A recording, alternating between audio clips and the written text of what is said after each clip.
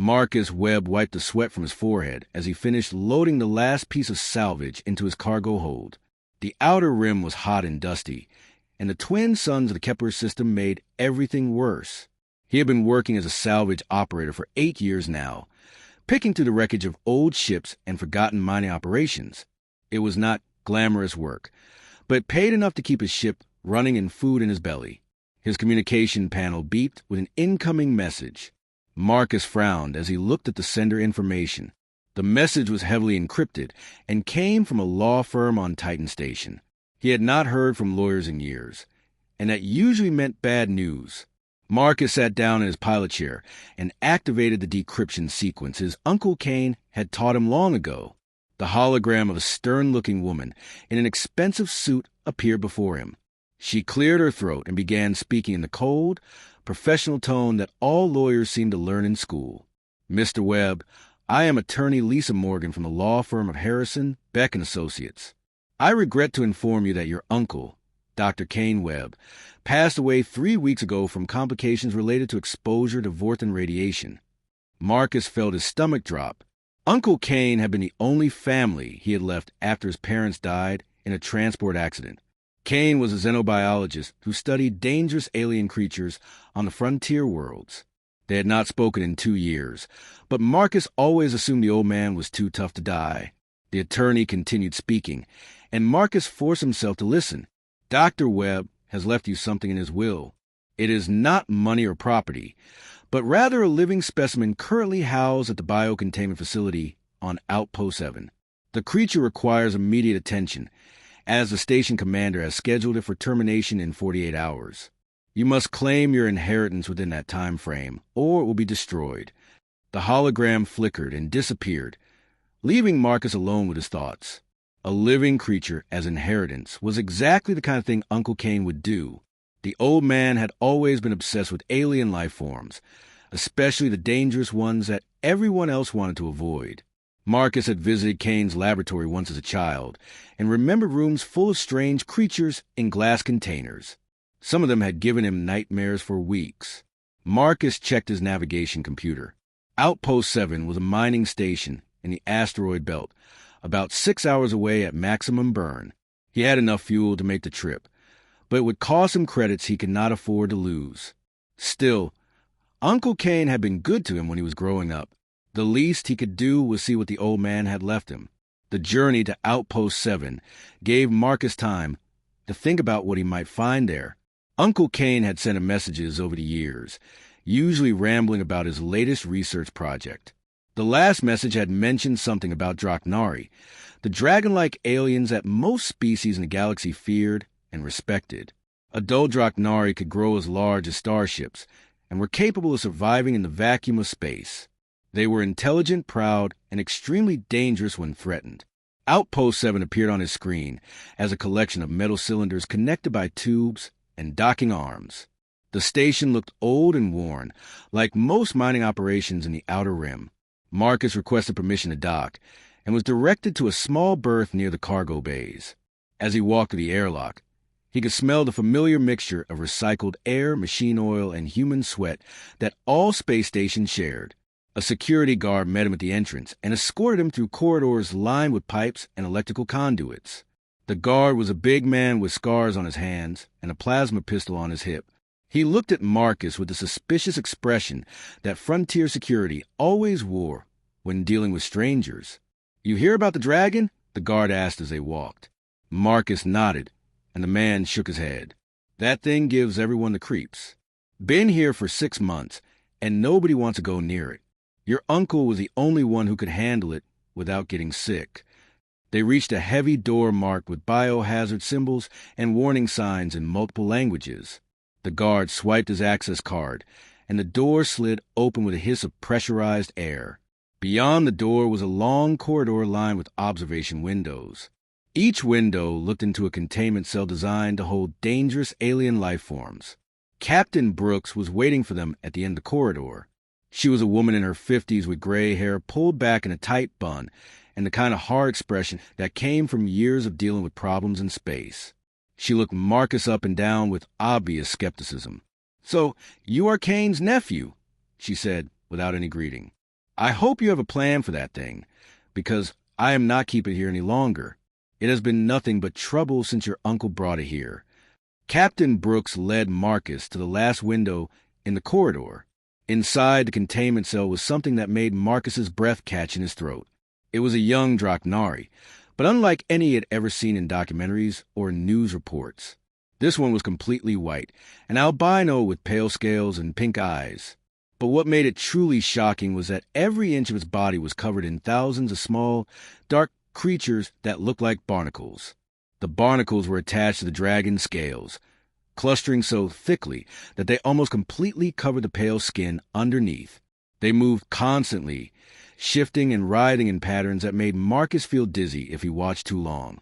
The dragon itself was about the size of a large dog, but the weight of all those barnacles made it look much heavier and more awkward. "What are those things on it?" Marcus asked, pressing his face against the observation window. Captain Brooks made a disgusted sound. "Some kind of parasite that your uncle never managed to identify. They have been growing on the creature since it arrived here. The dragon can barely move because of them, and the sound they make keeps the whole section awake at night. They click and scrape against each other constantly." As if responding to her words, the barnacles on the dragon's back began clicking rapidly, creating a sound like rain on metal. The dragon lifted its head and looked directly at Marcus through the window. Its pink eyes were filled with an intelligence that surprised him, and something else that looked almost like hope. Why was it scheduled for termination? Marcus asked. Captain Brooks crossed her arms and gave him a look that suggested he was asking stupid questions. "Because nobody wants it. Draknari collectors will not buy an albino, especially one covered in parasites. The breeding programs have no use for defective genetics. The research stations we contacted said it was worthless for study because the barnacles make it impossible to examine properly. Your uncle was the only one who thought it had any value at all." Marcus watched the dragon try to stand up, but the weight of the barnacles made it stumble and fall back down. The creature made a soft sound that was almost like a whimper, and Marcus felt something twist in his chest. He had seen plenty of suffering in his years working the salvage routes, but there was something about this creature that got to him. "How long do I have to decide?" he asked. 48 hours, like the lawyer told you. After that, we incinerate it with the rest of the biological waste.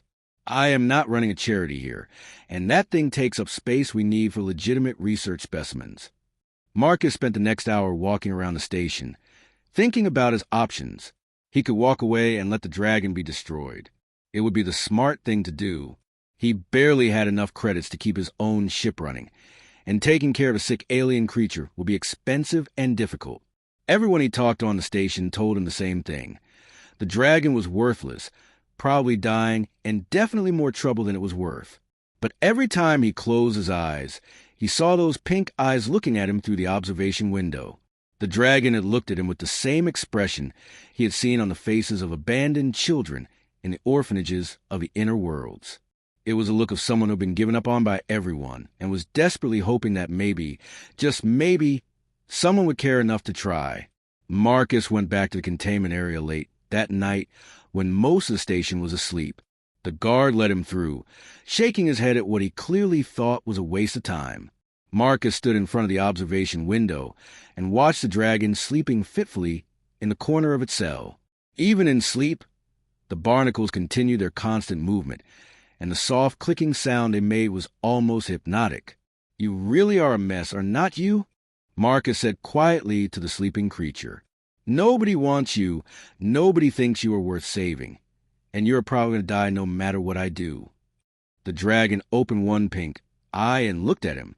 For a moment, Marcus felt like the creature could understand exactly what he was saying.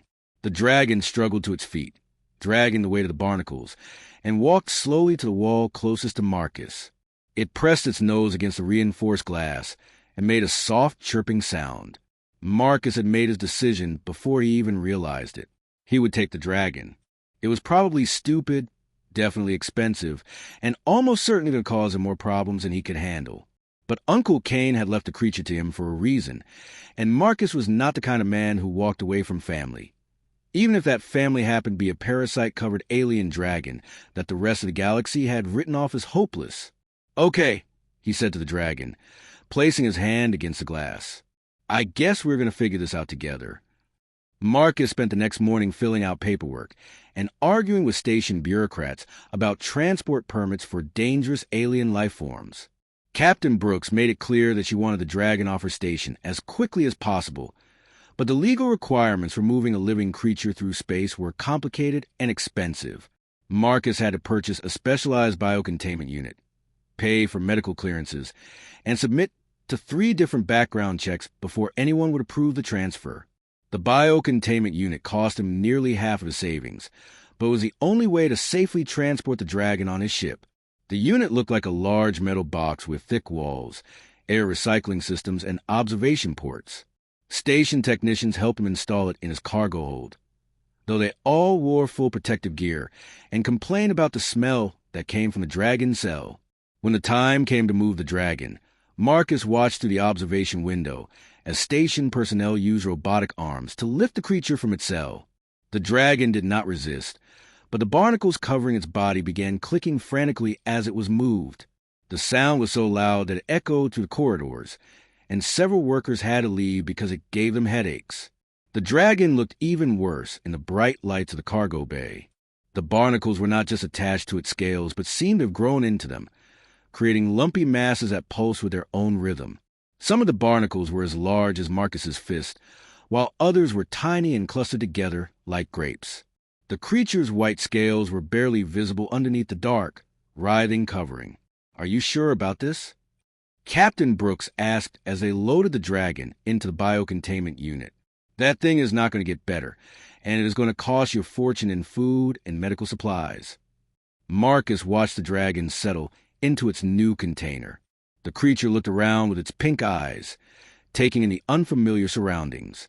When it saw Marcus through the observation port, it made a soft sound that was almost like a greeting. Despite everything, Marcus found himself smiling. "I guess we'll find out," he said. The journey back to his ship took 6 hours, and Marcus spent most of that time reading everything he could find about Draknari biology and care. What he learned was not encouraging. Adult Draknari were powerful enough to tear through steel with their claws and could survive in the vacuum of space by entering a hibernation state. Young Draknari were extremely vulnerable and required constant care from their parents for the first year of life. The problem was that Draknari parents usually abandoned any offspring that showed signs of weakness or genetic defects. Albino Draknari were considered cursed by their own species and were often killed at birth. This one had somehow survived, but the barnacle infestation suggested that it had been sick for a long time. Marcus set up a corner of his living quarters as a temporary space for the dragon once they reached his ship. He moved furniture around to make room for the biocontainment unit and installed additional air filters to deal with the smell. The dragon watched everything he did with curious eyes, occasionally making soft chirping sounds that seemed almost conversational. The first night was terrible. The barnacles clicked and scraped constantly, creating a sound that made it impossible for Marcus to sleep. He tried wearing earplugs, but the noise seemed to vibrate through the ship's hull. By morning, he was exhausted and irritable, and he began to understand why the station crew had been so eager to get rid of the creature. The dragon seemed weak and listless. It barely touched the synthetic protein bars that Marcus offered, and it spent most of its time lying in the corner of the containment unit. The barnacles continued their constant movement, and Marcus noticed that some of them seemed to be growing larger, while others appeared to be dying and falling off. On the 3rd day, Marcus tried to clean some of the dead barnacles from the dragon's scales. He put on thick gloves and opened the containment unit carefully. The dragon did not resist when he touched it. But as soon as he tried to remove one of the barnacles, the creature let out a scream of pain that made Marcus jump back in shock. The barnacle had not come off cleanly. Instead, it had torn away a piece of the dragon's scale, leaving a bleeding wound underneath. The other barnacles began clicking frantically, and the dragon curled into a ball, whimpering softly. Marcus realized that the parasites were not just attached to the surface of the scales, but had somehow fused with them at a cellular level. Desperate for help, Marcus sent messages to every xenobiologist and veterinarian he could find contact information for. Most of them never replied, and those who did told him that there was nothing they could do. One particularly blunt researcher told him that the dragon was probably better off dead, and that he was wasting his time trying to save it. After a week of rejection, Marcus finally received a response from Dr. Elena Vasquez at the Frontier Research Institute. She was interested in the case and agreed to meet with him at the research station on Proxima Colony. It would take 3 days to reach Proxima, but Dr. Vasquez was the first scientist who seemed willing to actually help rather than just telling the dragon was hopeless. The journey to Proxima Colony was difficult for both Marcus and the dragon. The creature seemed to be getting weaker, and the barnacles were changing in ways that worried Marcus. Some of them had turned completely black and felt cold to the touch, while others had developed a sickly yellow color that reminded him of infected wounds. The smell in the cargo hold was becoming unbearable, and Marcus had to run the air recycling systems at maximum power just to breathe. When they docked at Proxima Colony, Marcus was relieved to be met by Dr. Vasquez herself. She was a woman in her 40s with short gray hair and the kind of intense focus that Marcus associated with serious scientists.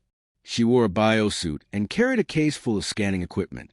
"I have never seen anything like this," she said as she examined the dragon through the observation port. The barnacles appeared to be some kind of symbiotic organism, but the relationship is unlike anything in the biological literature.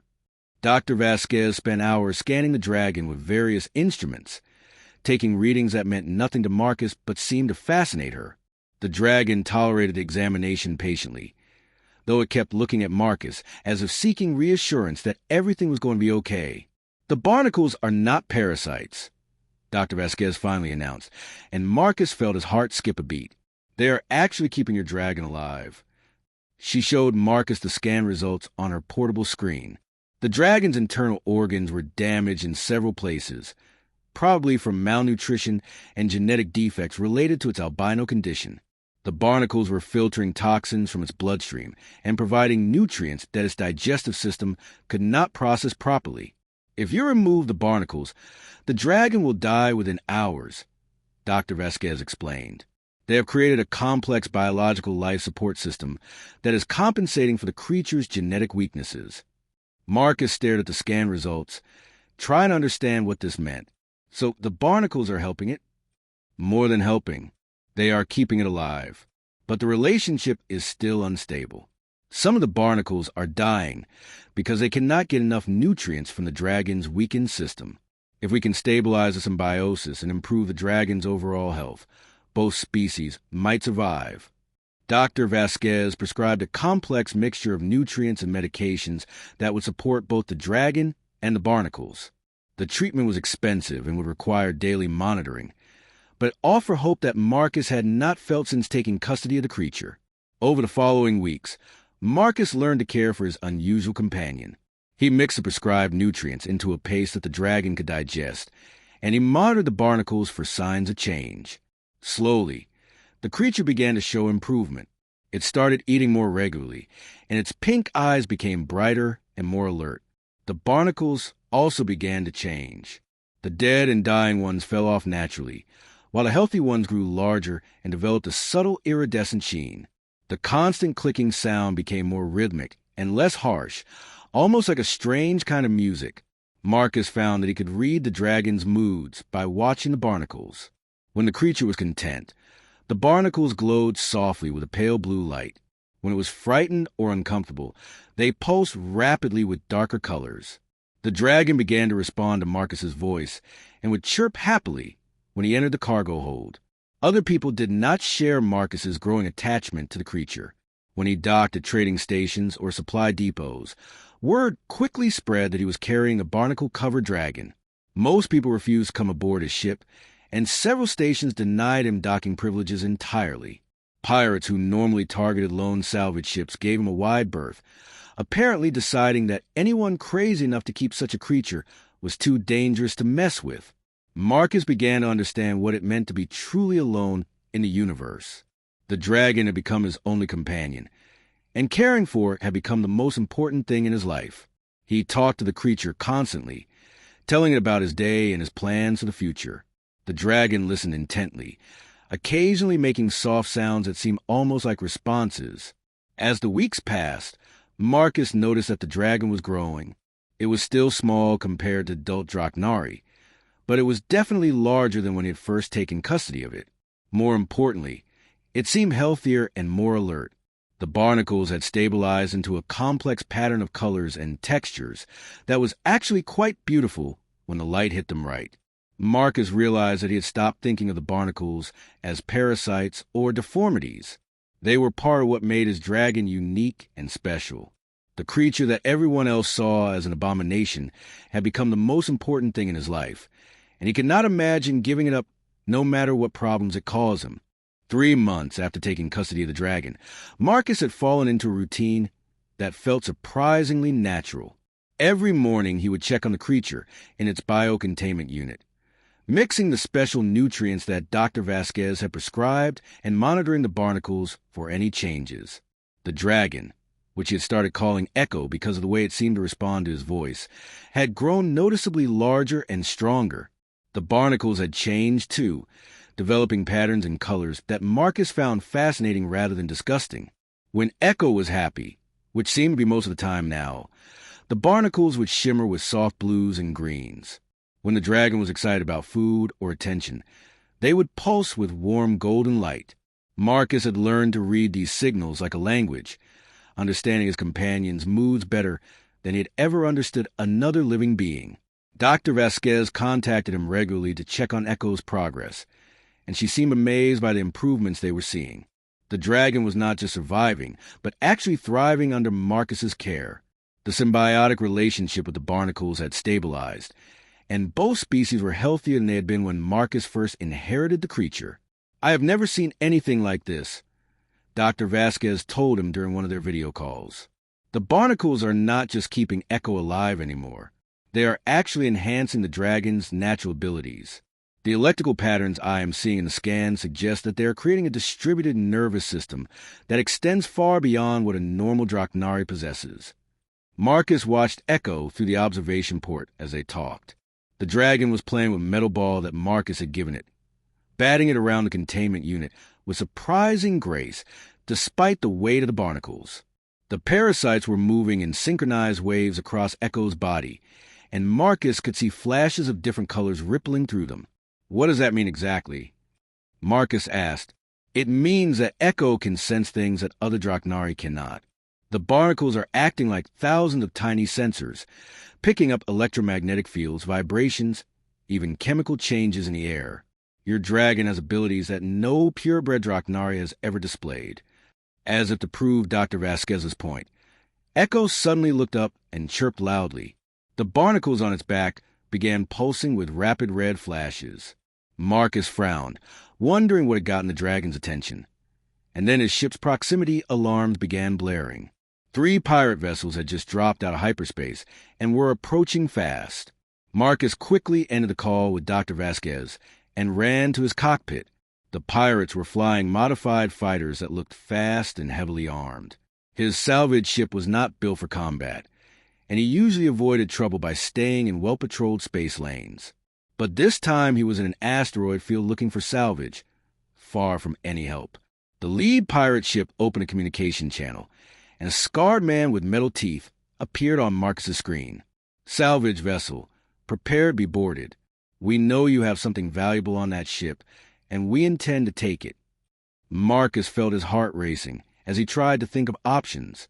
His ship's engines were not fast enough to outrun the fighters, and his weapons were designed for cutting through metal, not fighting other ships. He was about to surrender when Echo began making urgent sounds from the cargo hold.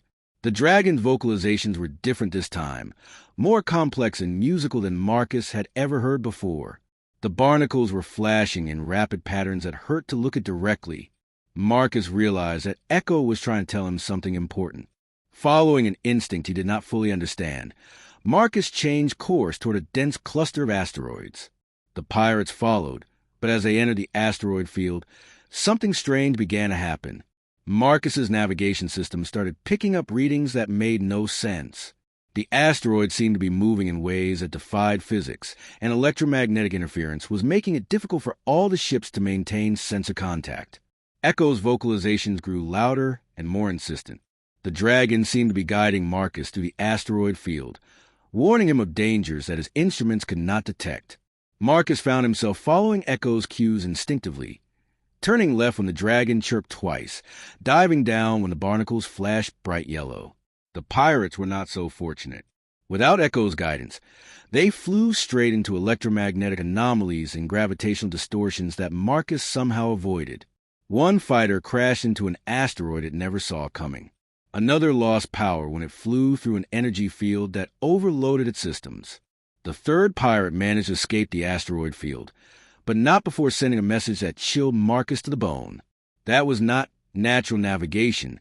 The pirate captain snarled over the communication channel. Nobody flies through the dead zone without proper sensors. That thing you are carrying is worth more than we thought. After the pirates retreated, Marcus sat in his cockpit, trying to understand what had just happened. Echo had somehow sensed the dangers in the asteroid field and guided him to safety.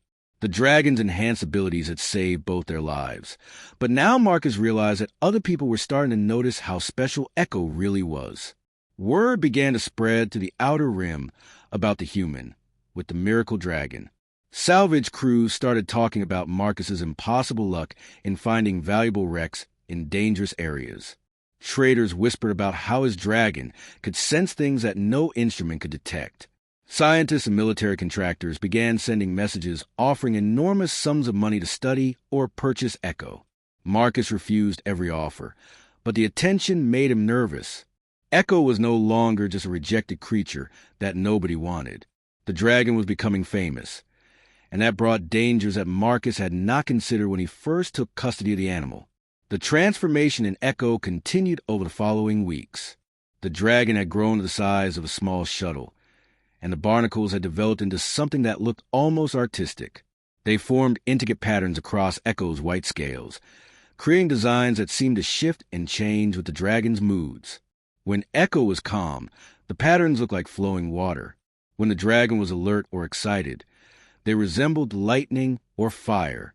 More importantly, Echo's intelligence seemed to be growing along with its body.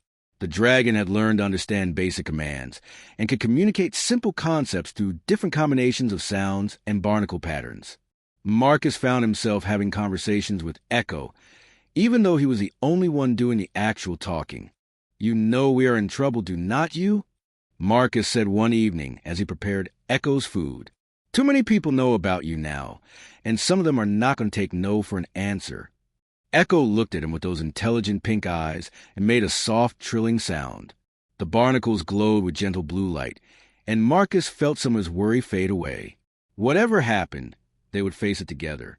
The next morning brought news that changed everything. Dr. Vasquez contacted Marcus with barely contained excitement in her voice. She had been analyzing the data from Echo's recent scans, and what she had discovered was revolutionary. "Marcus, you need to understand what you have accomplished here," she said, her image flickering on the communication screen. "The symbiotic relationship between Echo and the barnacles has evolved into something completely new.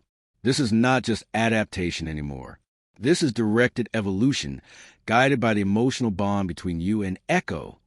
Marcus frowned, not understanding the scientific implications. "What does that mean in simple terms?" "It means that your care and affection for Echo has actually influenced how the symbiosis developed. The barnacles have evolved to enhance the dragon's abilities in ways that help it bond with you and protect you. This has never been documented before in any species. The relationship between human and alien has literally changed both organisms at a genetic level." The implications of Dr. Vasquez's discovery were staggering. Echo was not just a dragon with unusual parasites anymore. The creature was proof that humans could form bonds with alien species that went beyond anything previously thought possible. The barnacles had evolved specifically to make Echo a better companion for Marcus, while Echo itself had developed enhanced abilities that made it more valuable and capable than any normal Draknari. Scientists across the galaxy would want to study this phenomenon. Military forces would want to weaponize it. Corporations would want to commercialize it. And all of them would be willing to take Echo away from Marcus to get what they wanted. That night, Marcus lay in his bunk listening to the soft sounds Echo made while sleeping. The dragon's presence had become so natural to him that he could not imagine life without it. Echo was more than just a pet or a companion. The creature was family in a way that transcended species barriers. Marcus realized that he had never asked for any of this. He had just wanted to honor his uncle's memory by taking care of a creature that nobody else wanted.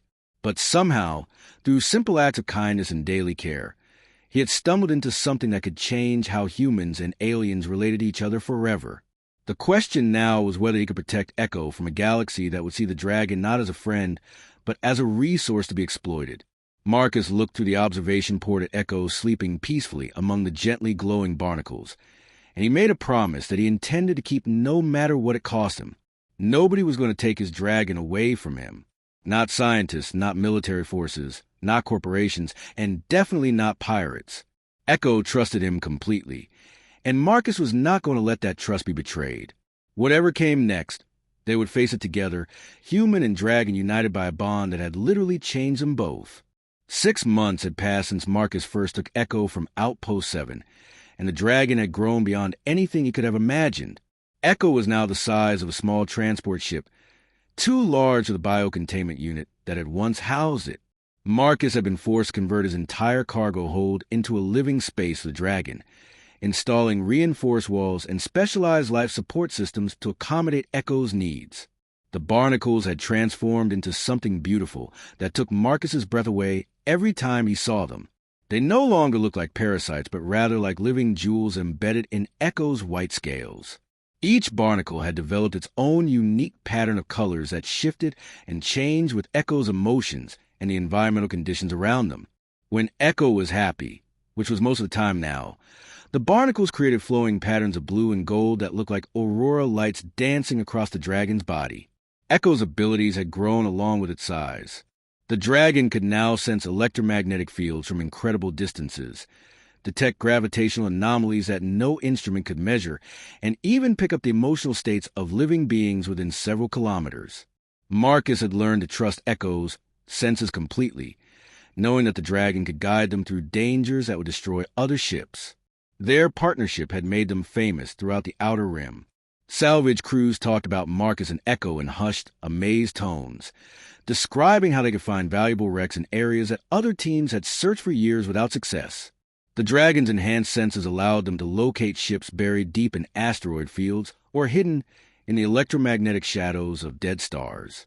Marcus had become wealthy beyond his dreams, but the money was not what mattered to him. What mattered was a bond he shared with Echo, a connection that seemed to grow stronger every day. The dragon understood him in ways that no human ever had, responding to his moods and needs with intelligence that sometimes startled him with its depth. The fame brought problems as well as profits. Corporate representatives appeared at every station where Marcus docked, offering increasingly large sums of money to purchase Echo or the rights to study the dragon's unique abilities. Military contractors wanted to understand how the barnacle dragon symbiosis could be weaponized. Scientists begged for permission to take tissue samples or genetic material that could lead to breakthroughs in xenobiology.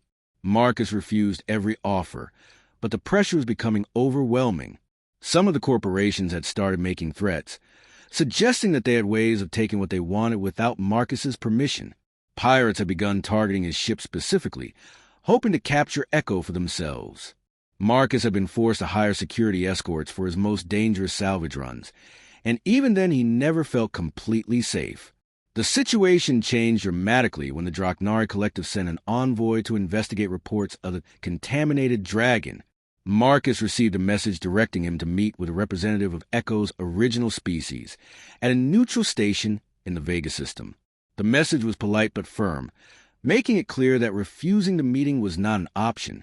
Marcus had never seen an adult Draknari in person, and when the envoy's ship docked at the station, he understood why the species commanded such respect throughout the galaxy. The ship was enormous, easily the size of a small moon, and it moved through space with a grace that seemed impossible for something so massive. The ship itself was alive, Marcus realized, grown rather than built, with a hull that pulsed with organic rhythms. The envoy who met them in the station's main docking bay was beyond impressive. Torvin was ancient even by Draknari standards, his scales dark with age and his eyes holding the wisdom of centuries. He was the size of a battleship, and his presence filled the enormous space completely. When he spoke, his voice resonated through the station's hull like distant thunder. "I have come to see the abomination," Torvin said, his massive head turning toward Echo. "The reports I have received are difficult to believe. No Draknari has ever survived such contamination, nor would any of our kind wish to." Echo had grown nervous as they approached the station, the barnacles flashing with rapid patterns of yellow and red that Marcus had learned meant anxiety and fear. But when faced with Torvin, the dragon did something that surprised everyone present. Instead of cowering or showing submission, Echo stood tall and proud, the barnacles creating a spectacular display of shifting colors that seemed to challenge the ancient Draknari to see beyond his prejudices.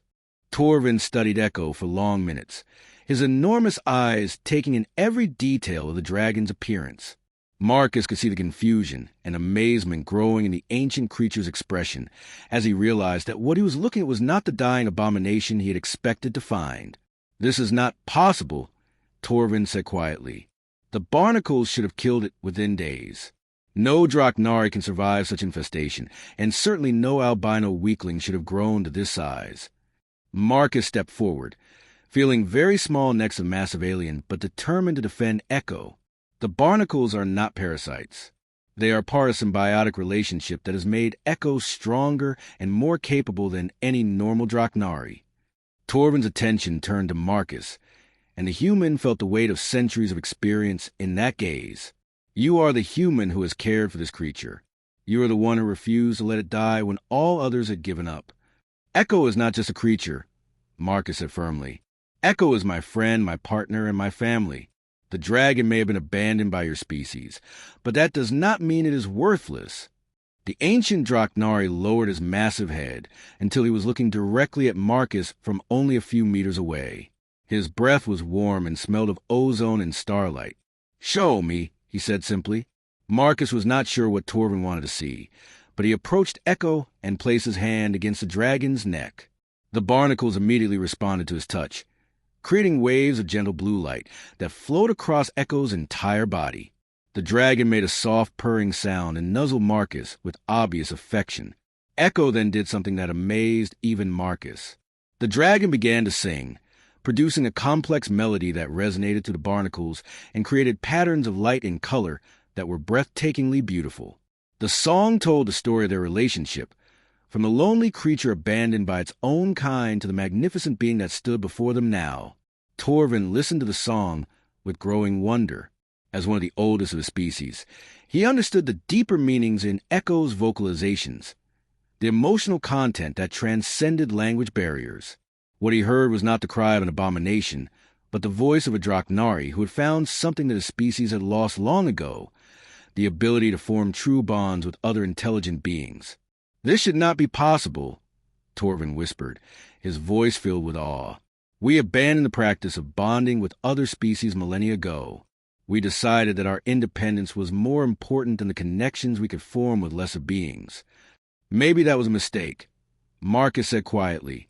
Torvin studied Echo again, taking in the dragon's obvious health and happiness, the way the barnacles had evolved to enhance rather than harm, and most importantly, the clear bond of love and trust between dragon and human.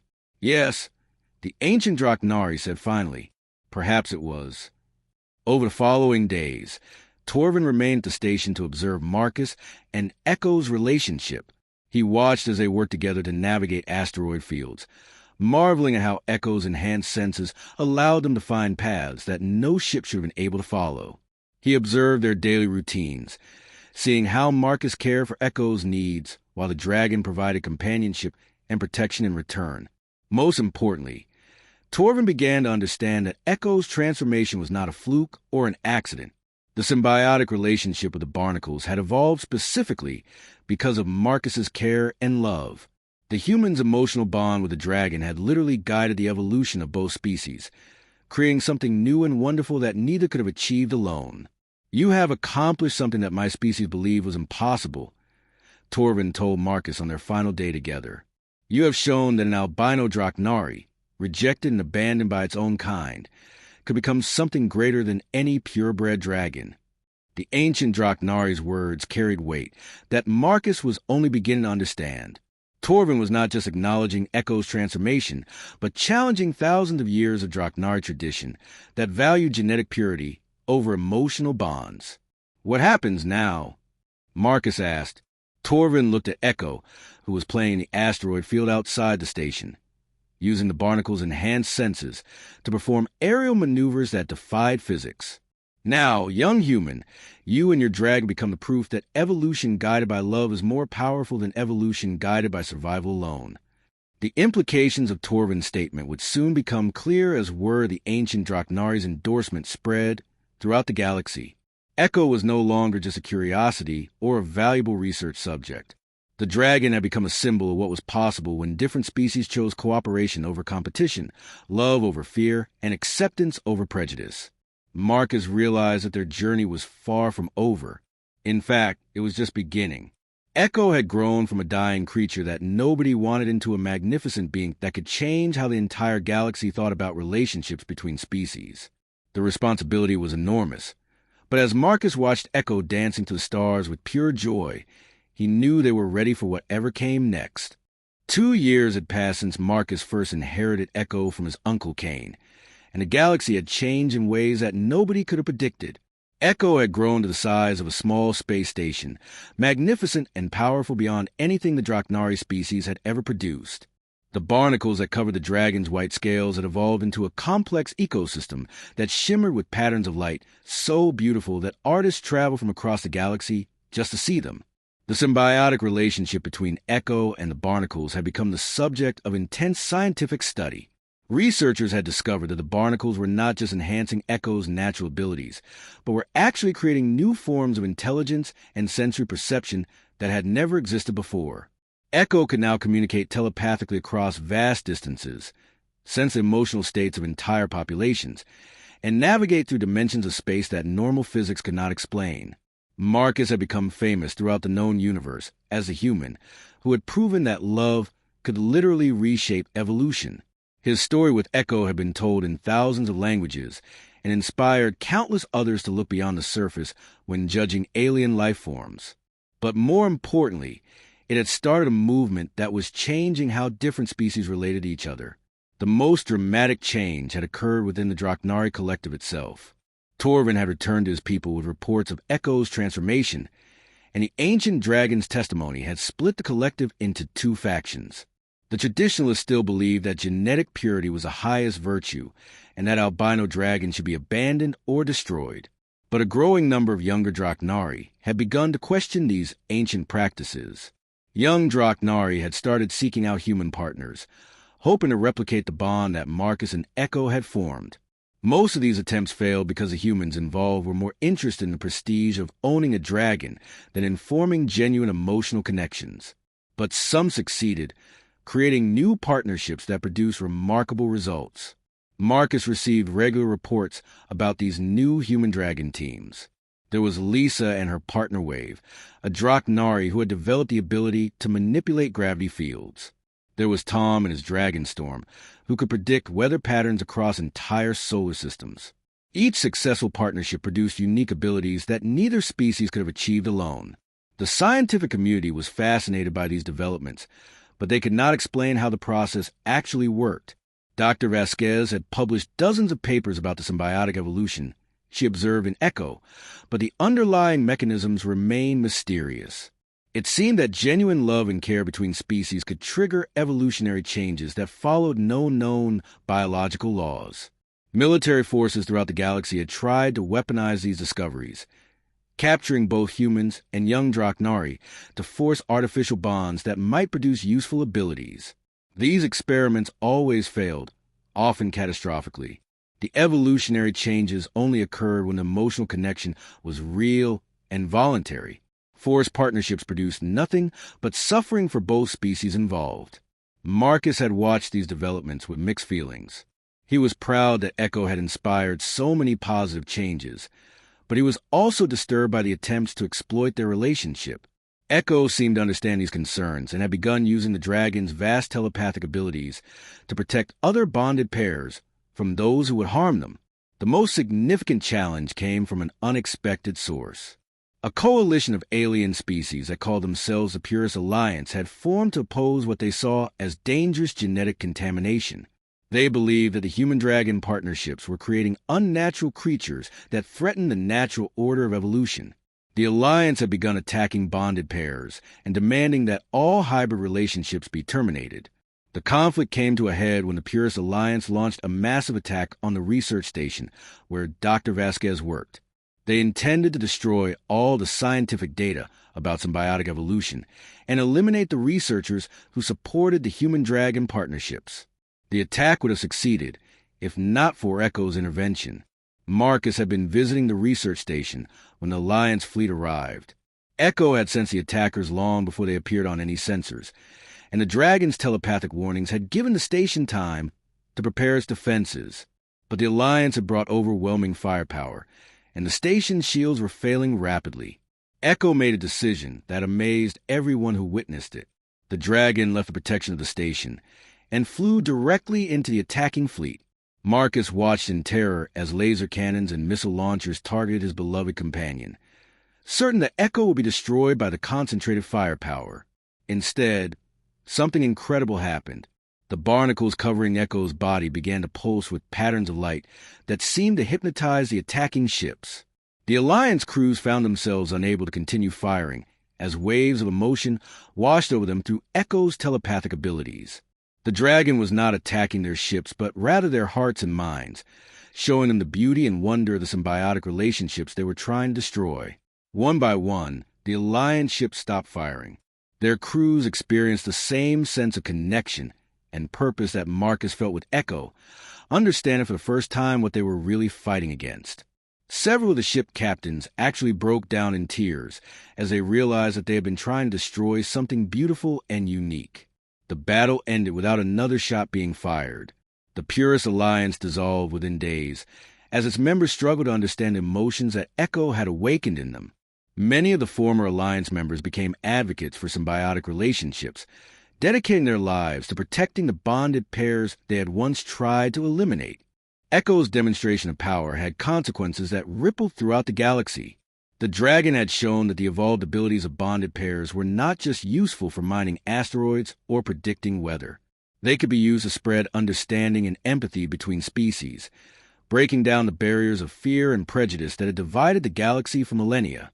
In the months that followed, more and more species began seeking partnerships with humans. The process was slow and difficult because it required genuine emotional connections rather than simple transactions. But when it worked, the results were extraordinary. Humans bonded with crystalline beings that could manipulate light and energy.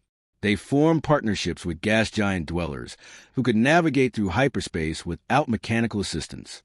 Each successful bond produced new abilities and new forms of consciousness that enriched both species involved. Marcus found himself at the center of a cultural revolution that was reshaping galactic civilization. Universities established new departments to study symbiotic evolution. Governments created special laws to protect bonded pairs. Artists created works inspired by the beauty of interspecies partnerships. Echo had become more than just a dragon. The creature was a symbol of hope and possibility that inspired billions of beings across thousands of worlds. But for Marcus, the most important thing was still the simple daily routine of caring for Echo. Every morning he would spend time with the dragon, talking about their plans for the day and enjoying the peaceful moments before the demands of their fame intruded. Echo would respond with gentle sounds and patterns of light that spoke more clearly than words about the deep affection they shared. Echo had begun laying eggs, though they were unlike anything in Draknari biology. The eggs were covered with barnacle-like structures from the moment they appeared, and they pulsed with the same beautiful patterns of light that covered Echo's body. Scientists were fascinated by these developments, but Marcus was simply excited about the possibility of having a family with Echo. The first egg hatched 6 months later, revealing a small dragon that was even more extraordinary than its parent. The baby dragon was not albino like Echo, but rather had scales that shifted through every color imaginable. The barnacles covering its tiny body were already more advanced than those of adult bonded dragons, suggesting that each generation would be more capable than the last. Marcus named the baby Hope, and as he watched the tiny dragon explore its new world with curious eyes, he understood that their story was far from over. Echo's offspring would grow up in a galaxy where symbiotic partnerships were celebrated rather than feared, where love between species was seen as a key to evolutionary advancement rather than genetic contamination. Standing in the observation deck of their ship, Marcus watched Echo teaching Hope how to fly through the asteroid fields using the enhanced senses that the Barnacles provided. The sight was so beautiful that it brought tears to his eyes. He thought about Uncle Cain and wondered if the old scientist had somehow known what would happen when he left the dying dragon to his nephew. Marcus realized that he had never asked for any of this responsibility, but he could not imagine his life any other way. Echo had transformed from a rejected creature that nobody wanted into the mother of a new species that would inherit the stars. Their love had literally changed the course of evolution, proving that compassion and understanding were more powerful forces than competition and survival. The galaxy was becoming a better place because one human had decided to care for an unwanted dragon. It was a legacy that would endure for generations, inspiring countless others to look beyond differences and find the connections that could transform not just individuals but entire civilizations. In the end, Marcus understood that the greatest treasures in the universe were not found in the wreckage of old ships, but in the bonds formed between hearts that chose love over fear.